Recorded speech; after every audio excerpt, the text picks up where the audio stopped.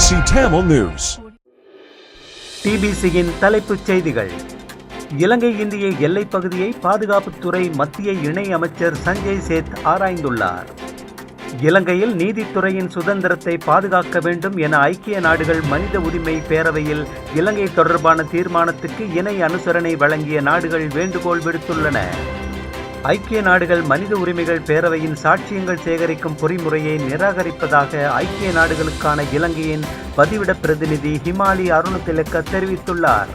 இலங்கையின் சமூக பொருளாதார அபிவிருத்திக்கு தொடர்ந்தும் உதவிகளை வழங்குவதற்கு சீனா தயாராக இருப்பதாக சீன வெளிவிவகார அமைச்சரின் பேச்சாளர் லின் ஜியான் தெரிவித்துள்ளார்.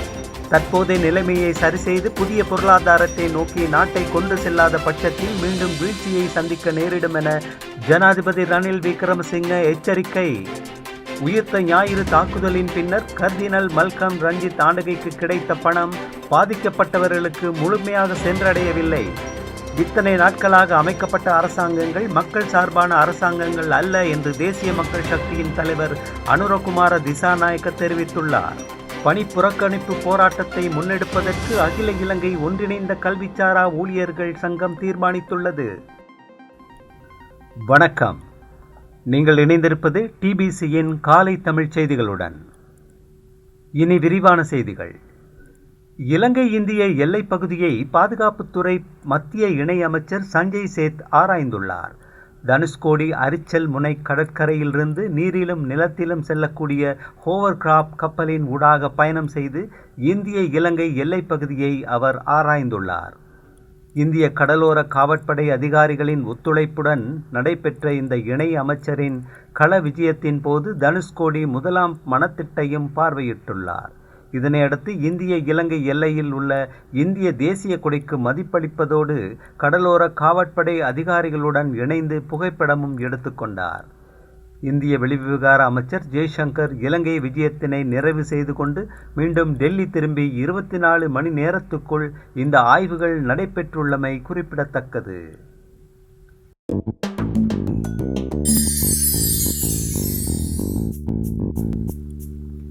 இலங்கையில் நீதித்துறையின் சுதந்திரத்தை பாதுகாக்க வேண்டும் என ஐக்கிய நாடுகள் மனித உரிமை பேரவையில் இலங்கை தொடர்பான தீர்மானத்திற்கு இணை அனுசரணை வழங்கிய நாடுகள் வேண்டுகோள் விடுத்துள்ளன. ஐக்கிய நாடுகளின் மனித உரிமை பேரவையின் 56வது அமர்வில் கனடா, மலாவி, மொண்டினீக்ரோ, வட மசடோனியா, ஐக்கிய ராச்சியம், அமெரிக்கா ஆகிய நாடுகள் இந்த வேண்டுகோளை விடுத்துள்ளன. ஐக்கிய ராச்சியத்தின் மனித உரிமை தூதுவர் ரீட்டா பிரெஞ்ச் வெளியிட்டுள்ள இணை அனுசரணை வழங்கும் நாடுகளின் அறிக்கையில் இலங்கையில் மனித உரிமை மீறல்களில் ஈடுபட்டவர்கள் தண்டனையின் பிடியிலிருந்து விலக்களிக்கப்படுதல் மிக நீண்ட காலமாக காணப்படுவதை வெளிப்படுத்தி இலங்கையின் பலவந்தமாக காணாமற் போதல் குறித்த அறிக்கைக்கு நன்றி என்று குறிப்பிடப்பட்டுள்ளது. அத்துடன் பலவந்தமாக காணாமற் போக செய்யப்பட்டதால் ஏற்பட்ட துயரங்களிற்கும் அதனால் அனைத்து சமூகங்களிற்கும் ஏற்பட்ட பாதிப்புகளிற்கும் தீர்வை காண்பதற்காக ஐக்கிய நாடுகள் மனித உரிமை ஆணையாளர் அலுவலகத்தின் அறிக்கையில் காணப்படும் பரிந்துரைகளை நடைமுறைப்படுத்துமாறு நாங்கள் கேட்டுக்கொள்கிறோம் என்றும் அவ்வறிக்கையில் உள்ளது.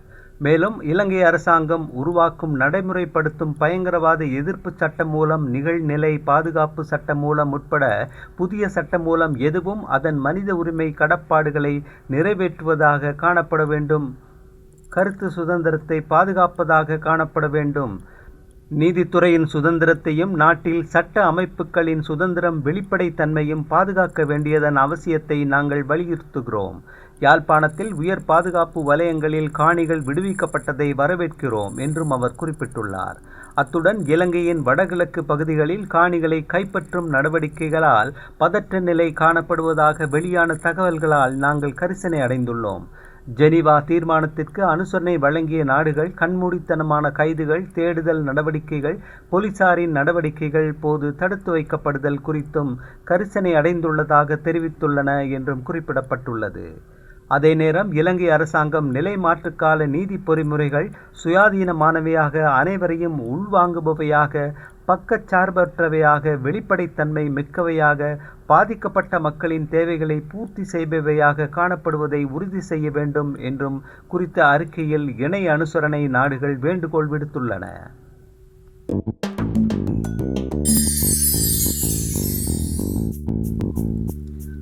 ஐக்கிய நாடுகள் மனித உரிமைகள் பேரவையின் சாட்சியங்கள் சேகரிக்கும் பொறிமுறையை நிராகரிப்பதாக ஐக்கிய நாடுகளுக்கான இலங்கையின் வதிவிட பிரதிநிதி ஹிமாலி அருணதிலக்க அறிவித்துள்ளார். ஐக்கிய நாடுகள் மனித உரிமை பேரவையின் 56வது அமர்வில் பதிலளித்து உரையாற்றும் போதே அவர் இவ்வாறு தெரிவித்ததோடு, இலங்கை உள்ளக பொறிமுறைகள் மூலமாக அரசியல் அமைப்புக்கு உட்பட்டு மனித உரிமைகள் மற்றும் நல்லிணக்கத்தை ஏற்படுத்தும் நடைமுறைகள் தொடர்கின்றன. உண்மை மற்றும் நல்லிணக்கத்துக்காக செயலகத்தின் இடைக்கால செயலாளர் வடகிழக்கு பகுதிகளுக்கு விஜயம் மேற்கொண்டுள்ளார். இதன்போது அவர் சிவில் அமைப்பின் பிரதிநிதிகள் மற்றும் மக்கள் பிரதிநிதிகள் ஆகியோருடன் 65க்கும் மேற்பட்ட ஆலோசனை கூட்டங்களை நடத்தியுள்ளார் என்றும் குறிப்பிட்டுள்ளார். அத்துடன் காணாமலாக்கப்பட்டவர்களின் அலுவலகம் முதற்கட்டமாக 16 பேர் தொடர்பிலான தகவல்களை கண்டறிந்து ICRCயுடன் இணைந்து தொடர்ச்சியாக செயற்பட்டு வருகின்றது. இழப்பீட்டுக்கான பணியகம் இழப்பீடுகளுக்காக 7043 குடும்பங்களுக்கு 7.2 பில்லியன் ரூபாவையும் உளவியல் சமூக ஆதரவணையும் வழங்கியுள்ளது என்றும் சுட்டிக்காட்டினார்.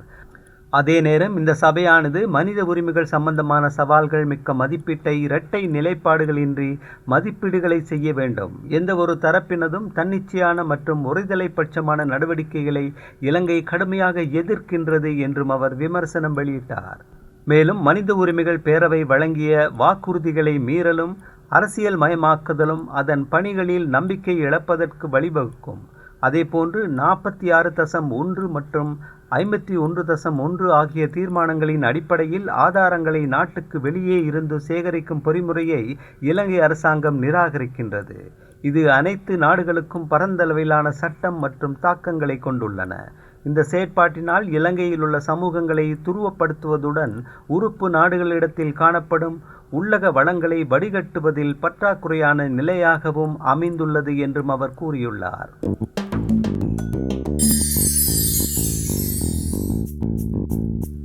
இலங்கையின் சமூக பொருளாதார அபிவிருத்திக்கு தொடர்ந்தும் உதவிகளை வழங்குவதற்கு சீனா தயாராக இருப்பதாக சீன வெளிவிவகார அமைச்சரின் பேச்சாளர் லின் ஜியான் தெரிவித்துள்ளார்.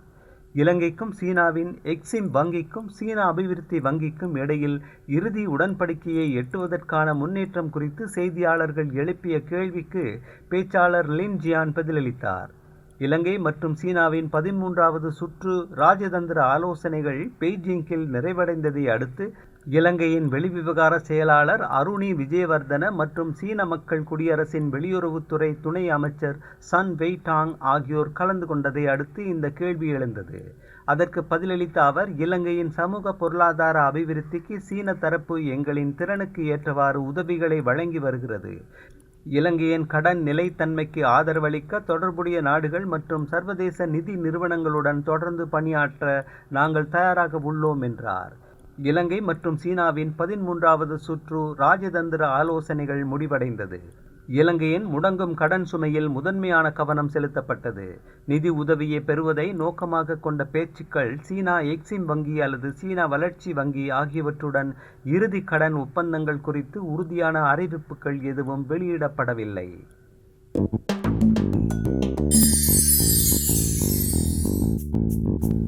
தற்போதைய நிலைமையை சரிசெய்து புதிய பொருளாதாரத்தை நோக்கி நாட்டை கொண்டு செல்லாத பட்சத்தில் மீண்டும் வீழ்ச்சியை சந்திக்க நேரிடும் என ஜனாதிபதி ரணில் விக்ரமசிங்க கூறினார். அகில இலங்கை தனியார் மருந்தக உரிமையாளர்கள் சங்கத்தின் 9வது மாநாட்டில் கலந்து கொண்டு உரையாற்றிய போதே அவர் இவ்வாறு குறிப்பிட்டார். கடந்த கொரோனா தொற்று மற்றும் பொருளாதார நெருக்கடியின் போது தப்பியோடாமல் நாட்டுக்காக தமது பொறுப்புகளை நிறைவேற்றிய மருந்தக உரிமையாளர்கள் சங்கத்திற்கு ஜனாதிபதி இதன் போது வாழ்த்துக்களை தெரிவித்தார்.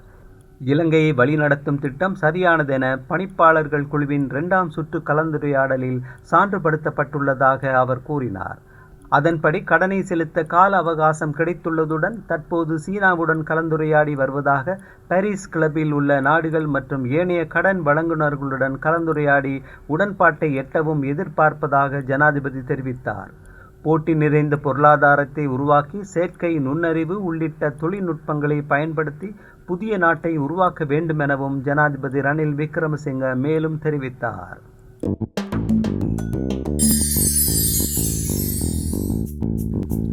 உயிர்த்த ஞாயிறு தாக்குதலின் பின்னர் மல்கம் ரஞ்சித் ஆண்டகைக்கு கிடைத்த பணம் பாதிக்கப்பட்டவர்களை முழுமையாக சென்றடையவில்லை என்று முன்னாள் ஜனாதிபதி மைத்திரிபால சிறிசேன குற்றம் சாட்டியுள்ளார். உயிர்த்த ஞாயிறு தாக்குதல் இடம்பெற்றதன் பின்னர் உள்நாட்டில் தொழிலதிபர்கள் மற்றும் தனவந்தர்கள் மூலம் பெருமளவிலான பணம் பேராயருக்கு வழங்கப்பட்டது. பாதிக்கப்பட்ட மக்களுக்கு உதவிகளை செய்வதற்காக அந்த நிதி வழங்கப்பட்டது என்றும் அவர் குறிப்பிட்டுள்ளார். அதேபோன்று சர்வதேச அமைப்புகள் பலவும் நிதியை வழங்கினார்கள்.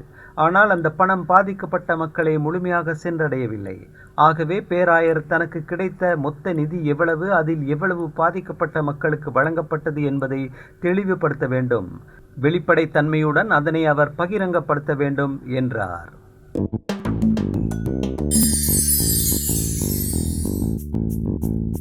இத்தனை நாட்களாக அமைக்கப்பட்ட அரசாங்கங்கள் மக்கள் சார்பான அரசாங்கங்கள் அல்ல என்று தேசிய மக்கள் சக்தியின் தலைவர் அனுரகுமார திசாநாயக்க தெரிவித்துள்ளார். தேஹத்த கண்டியில் நடைபெற்ற விவசாயிகள் மாநாட்டில் கலந்து கொண்டு உரையாற்றும் போதே அவர் இவ்வாறு தெரிவித்ததோடு அதனை அடுத்து 2 மாதங்களாகின்ற போது ஜனாதிபதி தேர்தலுக்கான திகதி அறிவிக்கப்படும். தேர்தல் நடக்குமா இல்லையா என்ற சந்தேகம் உள்ளதா? சந்தேகப்பட வேண்டாம், தேர்தல் நிச்சயம் நடக்கும் என்றும் அவர் குறிப்பிட்டார். தேர்தல் நடைபெறாதது போன்று ஆளும் தரப்பினர் கருத்துக்களை வெளியிடுகிறார்கள்.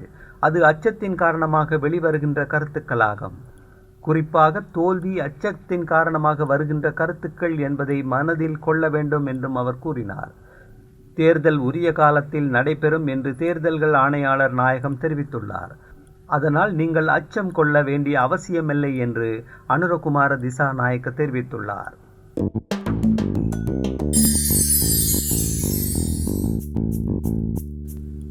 பணிப்புறக்கணிப்பின் போராட்டத்தை முன்னெடுப்பதற்கு அகில இலங்கை ஒன்றிணைந்த கல்விச்சாரா ஊழியர்கள் சங்கம் தீர்மானித்துள்ளது.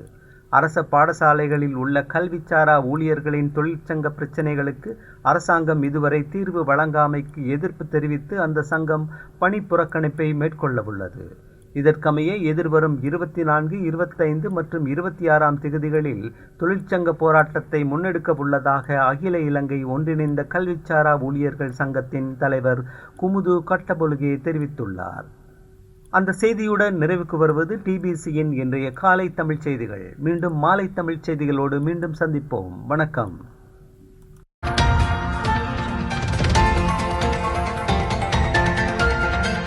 TBC Tamil News.